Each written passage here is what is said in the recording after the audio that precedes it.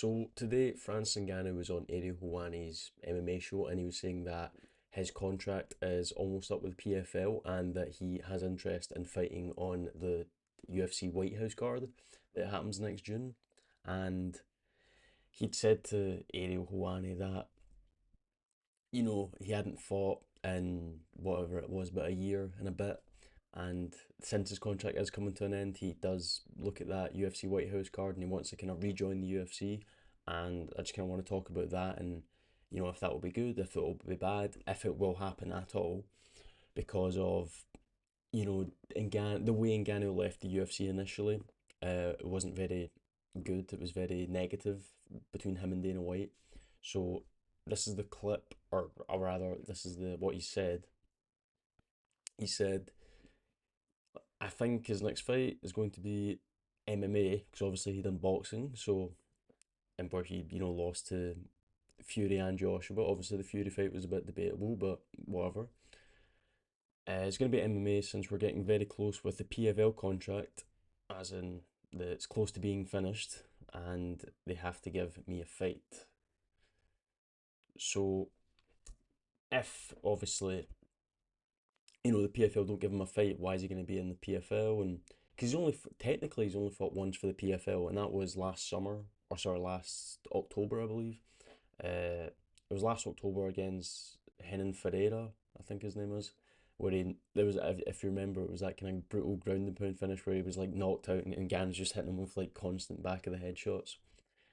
And that was the last time and the only time he's ever fought under the PFL banner. And for him to go back to the UFC would be, I think it's slim chances because, for one, uh, him and Dana White. Dana White is very, he sticks to his guns. He doesn't really change up on fighters. If he has a negative opinion, he's probably gonna always have a negative opinion of someone. Other than John Jones, he'll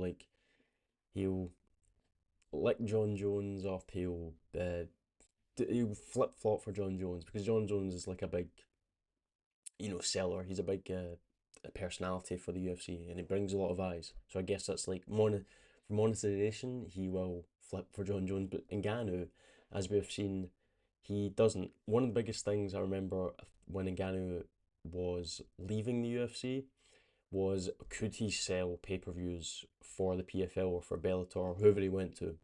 And we'd seen that with the PFL. When he fought Henan Ferreira, it got about 10,000 pay per views. I think that card sold about 10,000 pay per views, which is nothing. It's absolutely nothing. Uh, Ngannou, because the whole thing was when Ngannou left, he left because he believed he was being treated unfairly by the UFC and he was being underpaid. He was being, you know, counted out or put down a lot. And he left because he believed he was his own star. He didn't need the UFC. He could do it on his own with another organization. Like, he was the heavyweight champion. He was heavyweight MMA essentially. But when it came to, obviously, that's not mentioning the subsequent boxing fights that happened, the two boxing fights, because obviously he left the UFC, he signed with PFL, but then he didn't fight with the PFL. He done the two boxing matches with Fury, where he probably won, he arguably won, and then the second one with Joshua. And the PFL, I believe the PFL like kind of cross promoted that, and they helped set it up. And I think when they did do that MMA fight I can't remember how much the Fury fight sold. Probably sold like a decent amount. I think the Joshua fight might have sold a decent amount too, because obviously people were arguing that Ngannou was the boxing heavyweight champion going into the Joshua fight.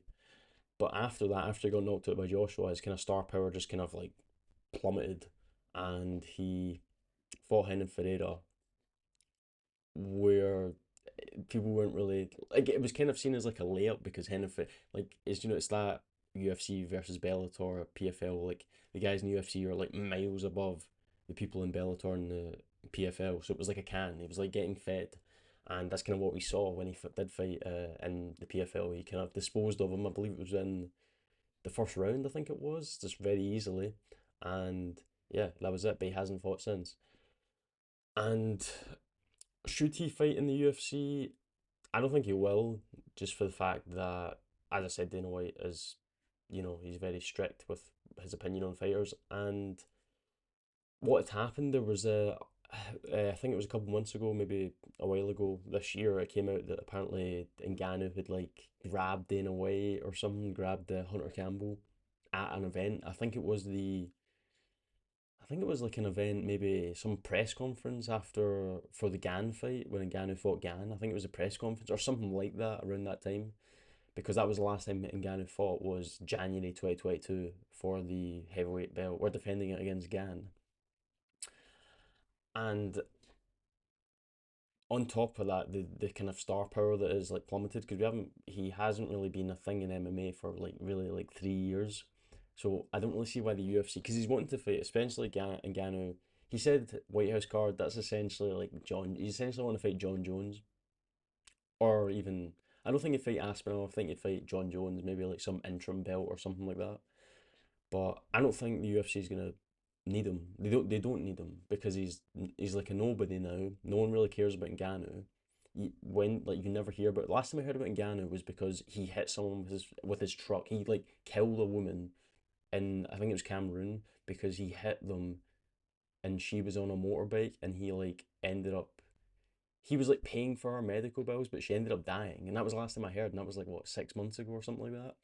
And yeah, so he's not very relevant now, but the UFC aren't gonna need them, especially after seeing those like 10K pay-per-views from a year, and that was a year ago. So like no one's really gonna care. Like, you know what I mean? It's not like we haven't seen Ngannou being beaten. We've seen him getting beaten by Joshua, and that kind of takes away the star power when you do see someone get knocked out that brutally. It's like you kind of know they're, he's not going to be that good. It would be an interesting fight if they were to do it, but I don't believe they will. But the next thing that he said was, it was a response, kind of Ariel Helwani was kind of stirring up, as he does, conflicts between, personalities in MMA. He was saying that Dana White went on a podcast. I think it was the comedian's podcast. I can't remember what the guy's, Andrew Schultz, that's his name.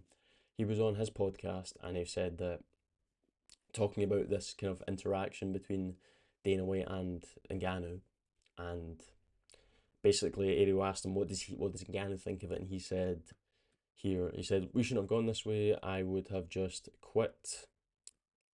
Oh, sorry. I would just say it's quite disappointing the way that things went. That's all. I'm sure he has a lot of cameras there. I just get tired of this stuff. I really saw that and scrolled, and I believe he's kind of mentioning the way he said it. He's kind of admitting that yeah, that did happen, and it kind of reminds me of, just to say this first, it's like Ngannou in these interviews is like the most, like never having Ngannou do like some interview with Hawani or anyone alone, because he's like the worst person ever. I don't know if you remember, but I remember when he had left the UFC and he was kind of in this, I get limbo, I guess you would call, like he was a free agent, he was looking for people, and it was like he was doing these interviews and he was in the about these negotiations, and he would just say like he basically just kind of admitted he doesn't know what he was doing in terms of like because he the whole thing was he was trying to do it himself. He didn't have like any manager or anything like that, and he was just like completely in the water, like just he was like stranded pretty much. And I don't know if someone came to save him and if he got a manager or something, but he was basically his own manager. And in these interviews, you can probably go look at them, they are on YouTube. He's like just basically saying he didn't know what he was doing. So somehow he got the boxing fight, who knows why, but I just wanted to say his interview skills are very, very poor, let's just say that. But back to the Dana White thing, he said that, and like I said, he basically just admitted that that did happen. He did grab like Dana White or threatened him or Hunter Campbell or someone like that. And saying like this here where he said, I just get tired of this stuff, basically saying that he's blaming Dana White, I believe, for like rehashing, kind of shining a light on old stuff. Because that is kind of what Dana White does. He kind of, as I said, once he has a negative opinion, he kind of he holds like a big grudge, I guess you could say.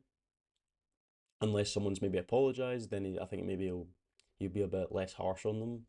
But obviously Ngannou never really like apologized, and so Dana White just loves to throw, especially when they're not in the UFC, especially if it's out of the UFC, like Ngannou is.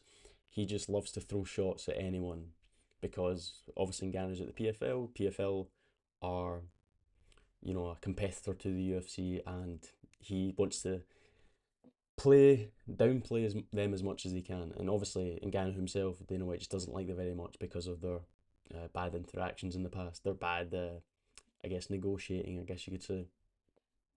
But as I said before, he doesn't have a chance of getting in the UFC, I believe, because just he's like useless to them. There's no point. They've got Pereira, they've got John Jones, they've got Aspinall. I don't think the UFC will miss Ngannou. Does Ngannou need the UFC? Yeah.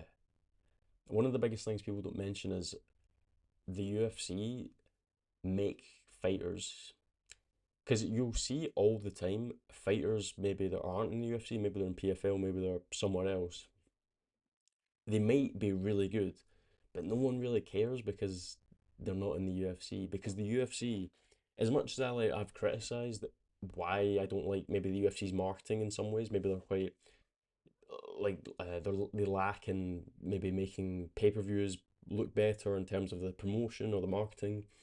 They do have this like professionalism. If you watch a UFC fight and the way that's kind of the production's really professional compared to some of these other ones, it's like the UFC don't even put music on between like you'll hear in between like PFL fights or something. In between rounds, they'll put on like radio music, and it just like seems so. It's like you're at some, I don't know, regional fucking amateur boxing or something, like some regional scene thing, and it's just so unprofessional. The UFC is very professional, and it makes the fighters' names.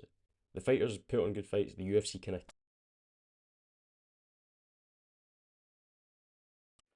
it turned off. The UFC kind of just carry the fighters' names. They make them bigger. The fighters make themselves, and the UFC kind of project them. So getting Ghana does need the UFC, but that's kind of all I want to talk about. And yeah, please like, subscribe, and thanks for watching, and I'll see you later. Bye.